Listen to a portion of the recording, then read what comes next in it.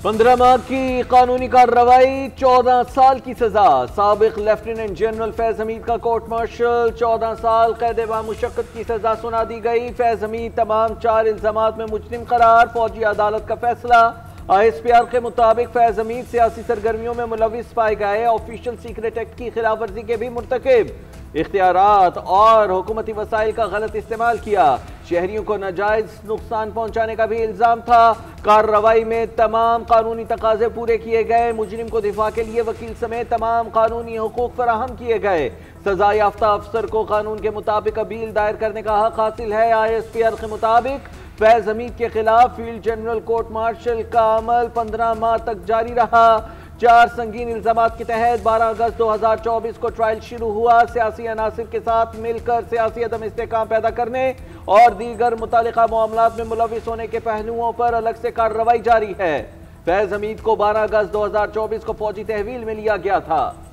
हमारे पास तो वो केस है, जनरल फैज हमीद का एक इससे जुड़ा हुआ केस है जो कि चल रहा है खाली। उसके अलावा तो जो 9 मई के जितने ट्रायल के केसेस थे वो तो हम क्लोज कर चुके। तो बाकी जितने केसेस हैं वो तो सिविल में चल रही है ना, क्योंकि हमारा स्टांस जो सा है 9 मई से आज तक ये है कि ये 9 मई का मुकदमा फौज पाकिस्तान का नहीं, पाकिस्तान की कौम का मुकदमा है। आप उनके शोधा की यादगारों पे हमला करें, आप उनकी तस्दीक करने की कोशिश करें, and then you can walk away free, specially those who planned it, who abetted it and who were the mastermind behind it. Absolutely हम उधर ही खड़े हैं। DG ISPR 5 दिसंबर की प्रेस कॉन्फ्रेंस में 9 मई के वाकयात में फैज हमीद और बानी PTI के गठजोड़ की निशानदही कर चुके। फैज हमीद को दी गए 14 साल कैद की सजा वाज़ेह कर दी है कि मामलात वादा मुआव गवाही से आगे निकल चुके थे। 9 मई के वाकयात फैज हमीद और बानी PTI का मुश्तरका मंसूबा था, जिससे जाहिर होता है कि बानी PTI फौज को सियासत में घसीट रहे थे। ISPR की आज की प्रेस रिलीज में फैज हमीद के लिए सियासी मिलीभगत, सियासी इश्तियाल अंगेजी और अदम इस्तेहकाम जैसे अल्फाज चुने गए और बताया गया कि साबिक लेफ्टिनेंट जनरल फैज हमीद को 14 साल कैद बामुशक्कत की सजा सुना दी गई है। इस सजा का इतलाक आज 11 दिसंबर से होगा।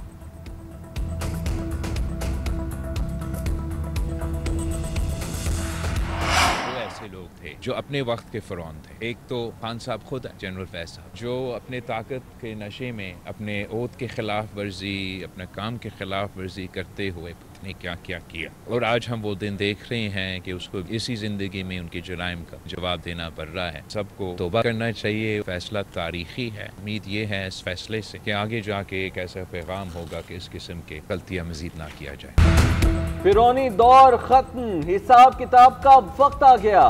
तारीखी फैसले, वाज़ेह पैगाम, गलतियां दोबारा न दोहराई जाएं, ताकत और जिम्मेदारी का दुरुस्त इस्तेमाल लाजमी है। Chairman people's party Bilawal Bhutto Zardari का कड़ा पैगाम। चिन्योच में मीडिया टॉक में कहा, फैज हमीद और बानी PTI अपने वक्त के 2 फिरौन थे। साबिक लेफ्टिनेंट जनरल के खिलाफ फैसला तारीखी है। फैज हमीद ने ताकत के नशे में अपने हल्फ की खिलाफ वर्जी की। ताकत और जिम्मेदारी को ईमानदारी से इस्तेमाल करना चाहिए और ऐसे लोगों को तौबा करनी चाहिए। बानी PTI भी आज मकाफात अमल का शिकार हुए। उन्हें इसी जिंदगी में जराइम का हिसाब देना पड़ रहा है। PTI दौर में खवातीन को निशाना बनाया गया। मरियम नवाज और फरियाल तालपुर को गिरफ्तार किया गया। एक सवाल के जवाब में बोले, विफाकी हुकूमत से खैबर पख्तूनख्वा में गवर्नर राज से मुतालिक बात नहीं हुई। PTI अपने तर्ज अमल से विफाक को मजबूर कर रही है। विफाकी वज़ीर इत्तलात और नशरियात अताउल्लाह तारड़ ने फैज हमीद के खिलाफ फैसले को तारीखी करार दे दिया। बोले, कानून से कोई बालातर नहीं, आज का फैसला हक और सच की पता है। आज रेड लाइन क्रॉस करने वाले शख्स को सजा हुई। फैज हमीद तमाम इल्जामात के मुर्तकिब पाए गए। उनके सियासी मामलात को मजीद तहकीकात होनी चाहिए। फैज हमीद PTI के सियासी मुशीर बने। बानी को सियासी मदद फराहम की। फैज हमीद पर 9 मई जैसे वाकयात इंतशार फैलाना और रियासत के खिलाफ बगावत करना साबित हुआ। वजीर आजम के मुशीर राना सनाउल्लाह ने कहा, फैज हमीद को सजा पर फौज और फील्ड मार्शल मुबारकबाद के मुस्तहिक हैं। सजा पर खुशी नहीं मगर इत्मीनान है कि फौज में एहतसाब का कड़ा निज़ाम मौजूद है। फैज हमीद अपनी सरकारी और अस्करी हैसियत को जैसे इस्तेमाल करते थे उसकी कोई मिसाल नहीं। साहब का एक जबरदस्त पाकिस्तान को तोहफा है कि उन्होंने अपने इदारे से अकाउंटेबिलिटी शुरू की है। यहाँ कोई भी इंसान पाकिस्तान से बड़ा नहीं है, ये इब्तदा है। इसमें बानी के लिए मजीद मुश्किलात, पीटीआई के लिए, पीटीआई की साइड में जो लोग बैठे हैं वो रियासत को, पाकिस्तान को, सियासत को, जमहूरियत को जिस किस्म का जो नुकसान पहुंचाया है, पाकिस्तान मुल्क दुश्मनी की है, उसको कैसे किरदार तक पहुंचाया जाएगा, लाउड एंड क्लियर है। This is just the beginning. और 9 मई के केसेस चल रहे हैं और 9 मई के केस अभी फैज हमीद पे भी अंडर ट्रायल है। जब अंडर ट्रायल फैज हमीद है तो फिर बानी भी होंगे, बानी होंगे तो पीटीआई भी होगी। फैज हमीद को 14 साल कैद की सजा इब्तदा है। अब आगे आगे देखें होता है क्या। सेनेटर फैसल वावरा की JNN से खुसूसी गुफ्तगू। फैज हमीद का कोर्ट मार्शल पाकिस्तान के लिए मुबारक दिन करार दे दिया। कहा यह कौम के लिए तोहफा है। इदारे ने अपने अंदर से एहतसाब शुरू किया। साबित हो गया कि कोई इंसान पाकिस्तान से बड़ा नहीं है। बानी PTI और PTI के लोग भी अंडर ट्रायल हैं। आने वाले वक्तों में ऐसी और मिसालें सामने आएंगी। केस ऐसे नहीं चला कि भुट्टो को 40 साल बाद इंसाफ मिला हो।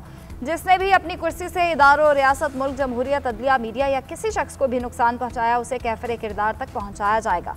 9 मई में PTI मुलविस है, उसका ट्रायल चल रहा है। अभी तो बहुत कुछ आना बाकी है, किसी को नहीं छोड़ा जाएगा। इबरत का निशान बनाना जरूरी है ताकि आइंदा कोई ऐसा काम ना करे।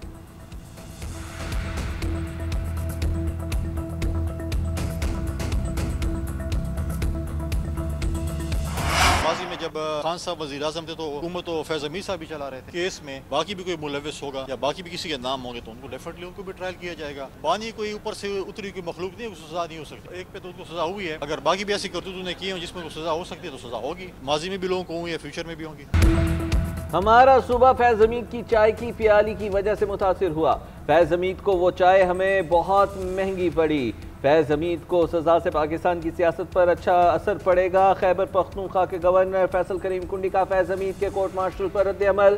कहते हैं बानी PTI ऐसी मखलूक नहीं जिसे सजा नहीं हो सकती। बानी PTI को अडियाला से किसी और जेल मुंतकिल किया जाए।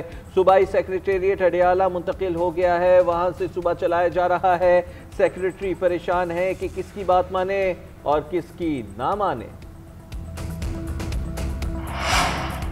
ब्रिगेडियर रिटायर राशिद नसीर पर लगाए गए झूठे इल्जामात का दिफा नहीं कर सका। आदिल राजा ने शिकस्त तस्लीम कर ली। साबिक भगोड़े ऑफिसर और यूट्यूबर आदिल राजा ने ब्रिगेडियर रिटायर राशिद नसीर को बदनाम करने का इल्जाम मान लिया। अपने खिलाफ फैसले का खुलासा सोशल मीडिया के तमाम प्लेटफॉर्म्स पर शाया कर दिया। लिखा, राशिद नसीर के खिलाफ इल्जामात का कोई दिफा नहीं कर सका। लंदन की हाई कोर्ट फैसले के मुताबिक आदिल राजा की मुआफी 28 दिन तक सोशल मीडिया अकाउंट्स और वेबसाइट पर रहेगी। फैसले में यूट्यूबर आदिल राजा को सर्टिफाइड झूठा, तमाम इल्जामात बेबुनियाद, झूठे और बहतान करार दिए थे। आदिल राजा को 3,10,000 पाउंड अदा करने का हुक्म भी दिया था। अदालत ने फैसले में लिखा था कि हुक्म न मानने पर तौहीन अदालत, जुर्माना और जेल कैद की सजा होगी।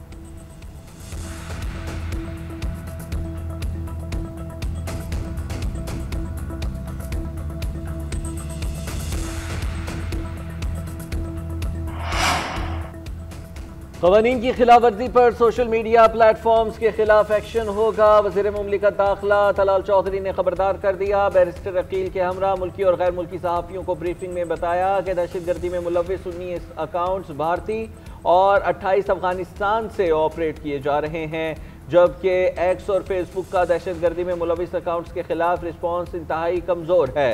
हुकूमत एक बार फिर मुतालबा करती है सोशल मीडिया प्लेटफॉर्म पाकिस्तान में अपने दफातर बनाएं। चाइल्ड पोर्नोग्राफी का डेटा ऑटो डिलीट हो जाता है तो दहशतगर्दी का क्यों नहीं। मुतालबा करते हैं AI टेक्नोलॉजी के जरिए दहशतगर्दी में मुलविस अकाउंट्स और उनके मवाद को ऑटो डिलीट किया जाए।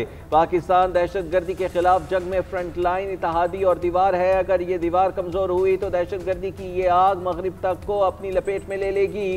बैरिस्टर अकील बोले, अगर सोशल मीडिया प्लेटफॉर्म ने हमारे साथ ताउन न किया तो ब्राज़ील मॉडल को भी अपनाया जा सकता है।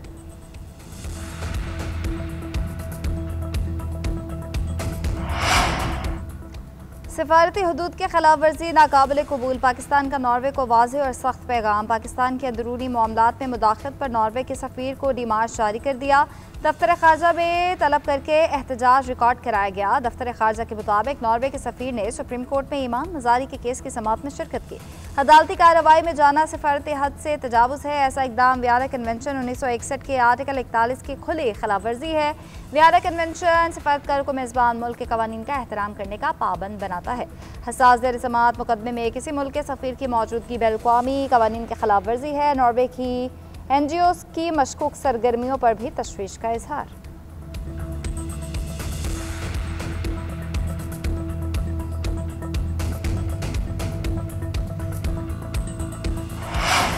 वज़ीर-ए-आज़म शहबाज शरीफ की तुर्कमानिस्तान के सदर से मुलाकात। दो तरफ़ा ताल्लुकात पर तबादला ख्याल, तजारती और इक़्तिसादी रवाबित को मजबूत बनाने के अज़्म का इजहार।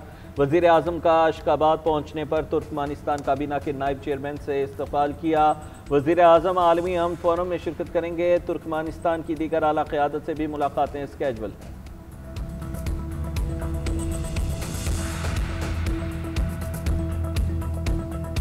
से पाकिस्तान में जारी दरअंदाजी रोकने में मुस्बत पेशरफ। अफगानिस्तान की काबुल यूनिवर्सिटी में उलमा और मशाइख की अहम बैठक। इजाज़त के बगैर बैरून मुल्क फौजी सरगर्मियाँ ममनू करार। मुश्तरका एलामिया में कहा गया कि अफगान हुकूमत अपनी सरजमीन किसी दूसरे मुल्क के खिलाफ इस्तेमाल न होने दे। बैरून मुल्क जाकर मुसल्लह कार्रवाइयाँ करने वाले बागी तसव्वुर होंगे। कोई फैसला नहीं मानता तो हुकूमत उसके खिलाफ कार्रवाई का हक रखती है।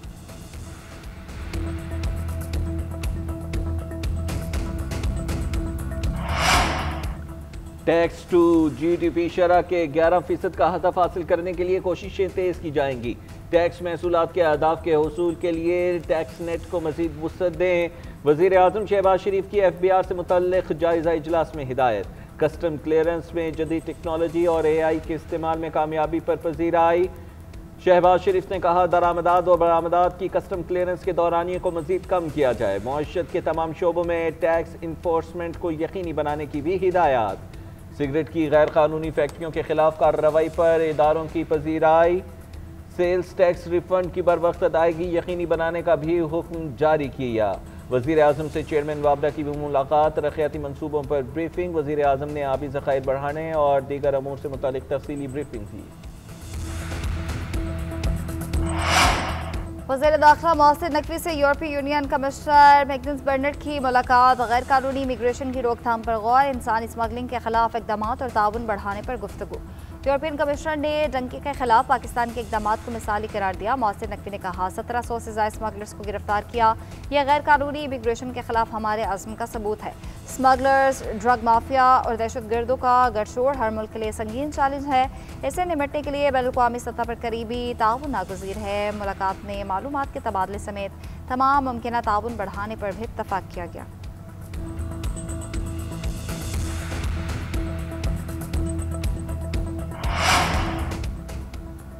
PTI के चेयरमैन के बगैर कौमी असम्बली की पब्लिक अकाउंट्स कमेटी का इजलास। कमेटी अरकान ने JUI की शाहिदा अख्तर अली को अबूरी चेयरमैन मुंतखब कर लिया। तारिक फजल चौधरी ने कहा चेयरमैन जुनैद अकबर मौजूद नहीं है। मीटिंग रिक्विजिशन की गई है और तारिक फजल ने सदारत के लिए शाहिदा अख्तर का नाम तजवीज़ किया। बाकी अरकान ने उससे इत्तेफाक किया। अमीनुल हक ने कहा जब तक जुनैद अकबर तशरीफ नहीं लाते कमेटी की सदारत रोटेशन में की जाए। तारिक फजल चौधरी ने कहा कि हमें इस पर कोई एतराज़ नहीं। जो भी अरकान मौजूद हों वो इत्तेफाक राय से कायम मकाम चेयरमैन का फैसला कर लें। PTI का सेनेटर सैफुल्ला अबड़ो के खिलाफ नाअहली रेफरेंस दायर करने का फैसला। ज़राए के मुताबिक सैफुल्ला अबड़ो ने शो कॉज नोटिस का जवाब जमा नहीं कराया। 7 दिन की मोहलत खत्म होने पर नाअहली रेफरेंस दायर करने की वार्निंग दी गई थी। सेनेटर सैफुल्ला अबड़ो ने 27वें आने तरमीम में पार्टी पॉलिसी के खिलाफ वोट दिया था।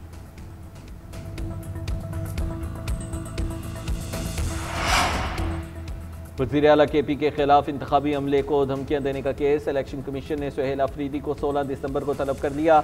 NA 18 हरीपुर की उम्मीदवार शहरनाज और बाबरनाज को भी तलब कर लिया गया।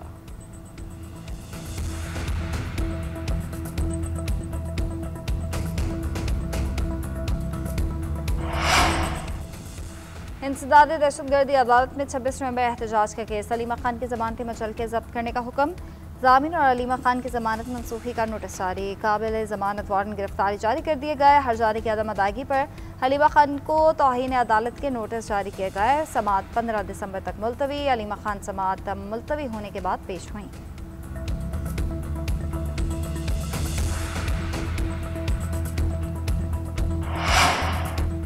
रावलपिंडी में दफ़ा 144 के नफाज में तोसी 17 दिसंबर तक नाफिज रहेगी। ज़िला इंतजामिया के मुताबिक मौजूदा हालात सूरत हाल के पेश नज़र रावलपिंडी में दफ़ा 144 का नफाज किया गया है। रावलपिंडी में जलसे जुलूस रैलियों पर पाबंदी आयद होगी।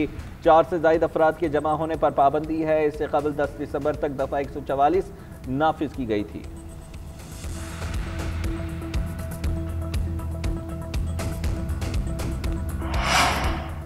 पंजाब का हर जिला, हर तहसील और हर शहर खूबसूरत बनाया जाएगा। ब्यूटिफिकेशन प्लान की तकमील के लिए फरवरी से मई तक का हदफ मुकर्रर। वज़ीर आला पंजाब की ज़ेर-ए-सदारत ताहम इजलास 39 अजला में ब्यूटिफिकेशन स्कीम्स पर तबादला ख्याल। हर बाजार में फाइबर ग्लास और टिन सोयल कवर लगाए जाएंगे। वाटर फीचर, फवारे, मसनूई आबशारें बनेंगी। खूबसूरत ग्रीन बेल्ट, पौधे, सब्जा, ग्रे टाइल्स लगाने का हुक्म। तजावुज़ात पर असिस्टेंट कमिश्नर के खिलाफ कार्रवाई होगी। मरियम नवाज का कहना है कोई एक बाजार नहीं, शहर का हर कोना साफ सुथरा नजर आना चाहिए। अपग्रेडेशन के दौरान आवाम की सहूलत का ख्याल रखा जाए।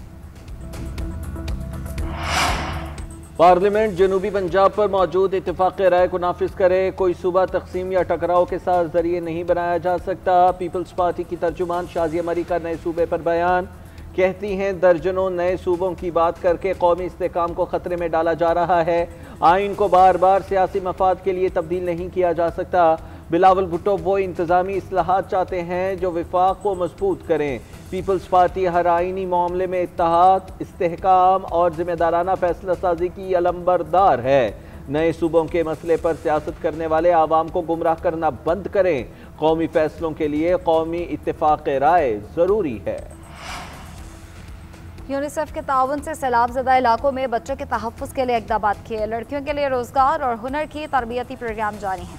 वज़ीर आला सिंध मुराद अली शाह का यूनिसेफ के 79वें यौम तासीस पर पैगाम। कहा यूनिसेफ दुनिया भर में बच्चों के हुकूक, सेहत, तालीम, तहफ़्फ़ुज़ और बेहतर मुस्तक़बिल के लिए कोशा है। सिंध हुकूमत कई शोबों में यूनिसेफ के साथ मजबूत शराकत दारी कायम किए हुए हैं। मुस्तक़बिल में ताउन मज़ीद मजबूत करने के लिए पुरअज़्म है।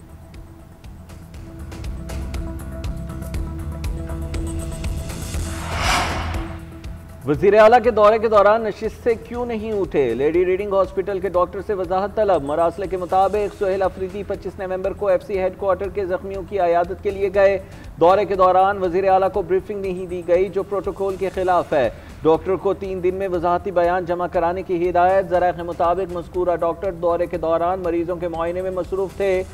हाउस ऑफिसर को प्रोटोकॉल का इतना इल्म नहीं होता। ब्रीफिंग भी हाउस ऑफिसर की जिम्मेदारी नहीं है।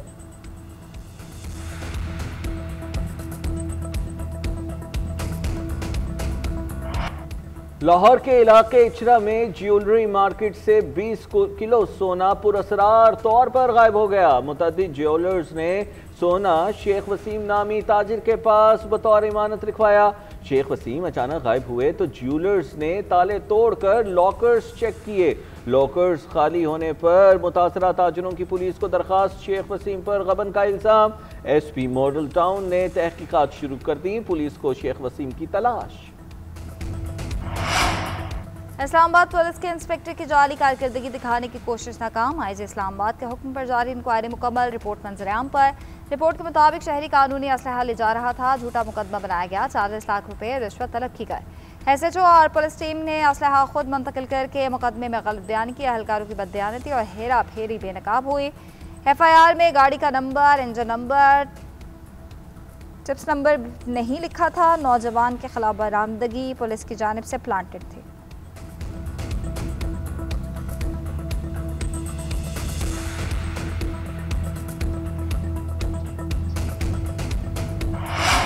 मुबैना तौर पर लड़की के जिनात की जानिब से उठाने का केस। लाहौर हाई कोर्ट ने 15 दिन में तफ्तीश में पेशरफ्त रिपोर्ट तलब कर ली।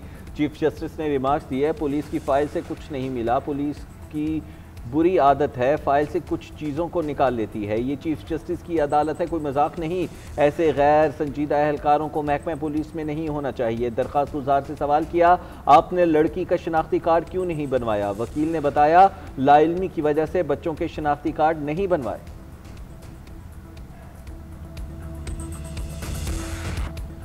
बलोचिस्तान में अमन ओमान से मुतालिक FC हेडक्वार्टर जोब में खुली कचहरी। IGFC नॉर्थ और कबायली माहिदीन के इश्तराक से इनेकाद किया गया। अवामी मसाइल के हल और अमन और तरक्की के लिए मुश्तरका हिकमत अमली तश्कील देने पर भी गौर। IGFC नॉर्थ का कहना था बलोचिस्तान की तरक्की और खुशहाली का रास्ता अमन और इत्तेहाद से वाबस्ता है। आवाम ने दहशत गर्दों के अज़ाइम नाकाम बनाने के लिए मुत्तहिद रहना है। मुल्क दुश्मन नासिर की साजिशें नाकाम बनानी है। इलाकाई अमन के क़याम और अमन बरकरार रखने में क़बायली हिमायतीन का किरदार इंतहाई आम